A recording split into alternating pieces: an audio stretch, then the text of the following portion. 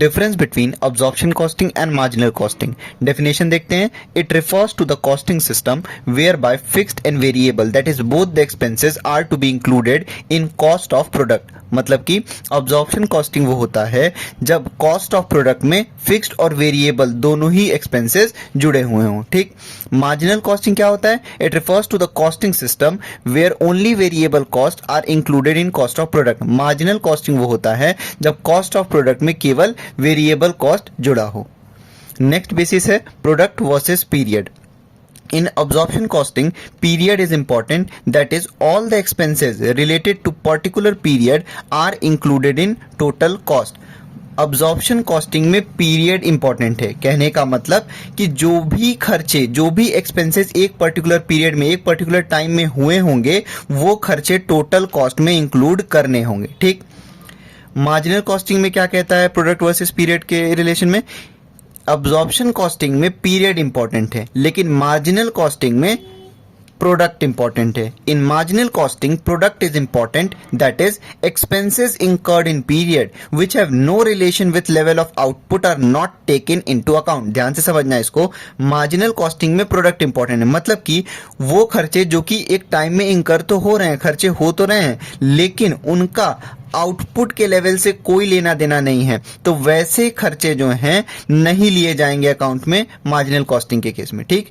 तो absorption costing में period important है, कोई भी खर्चा एक टाइम में होगा वो जुड़ेगा टोटल कॉस्ट में, लेकिन मार्जिनल कॉस्टिंग में प्रोडक्ट इंपॉर्टेंट है, मतलब कि एक्सपेंसेस जो कि एक टाइम में हुए तो हैं लेकिन उनका लेवल ऑफ आउटपुट से कोई लेना देना नहीं है, तो वैसे खर्चे नहीं जुड़ेंगे। ठीक।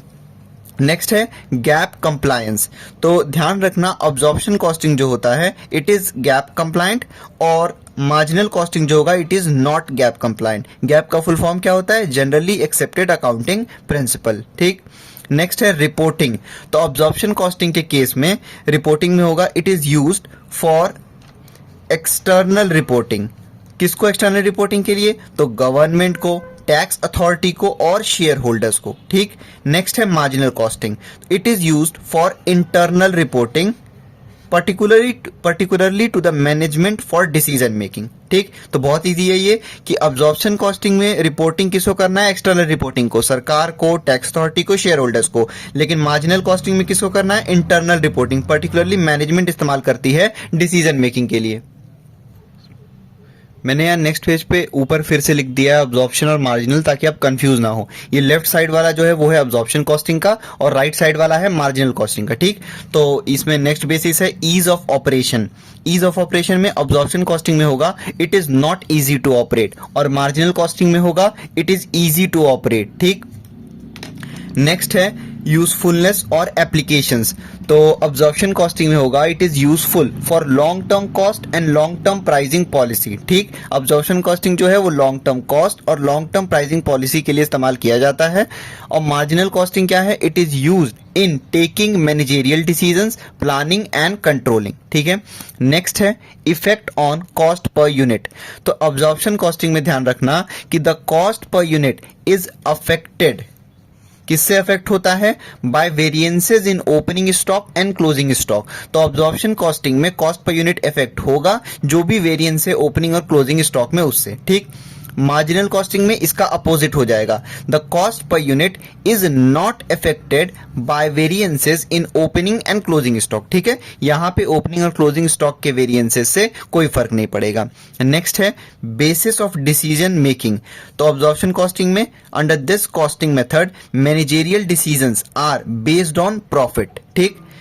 मार्जिनल कॉस्टिंग में managerial decisions are directed by contribution of profit volume ratio. ठीक।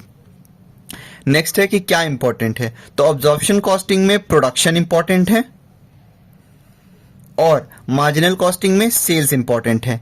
लास्ट है कॉस्ट पर यूनिट। कंफ्यूज मत होना effect on cost per unit पे और कॉस्ट पर यूनिट में। यहां साफ साफ लिखा है इफेक्ट वर्ड, तो जब इफेक्ट वर्ड आ जाए तो इसमें लिख देना कि अफेक्टेड, इसमें लिख देना नॉट अफेक्टेड। यहां पे है कॉस्ट पर यूनिट, तो उसमें क्या बोलना है हमको?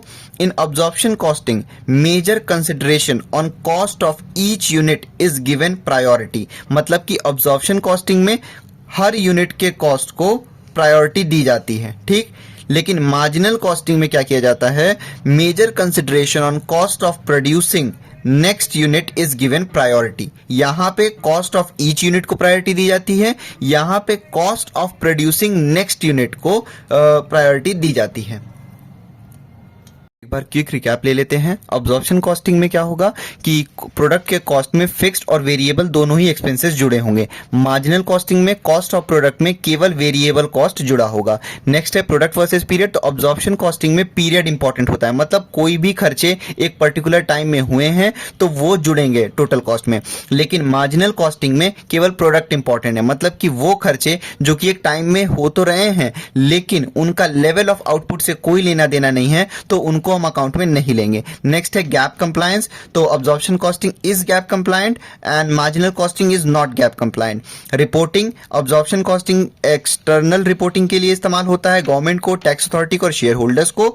और मार्जिनल कॉस्टिंग इंटरनल रिपोर्टिंग के लिए इस्तेमाल होता है, particularly to the management decision बनाने के लिए।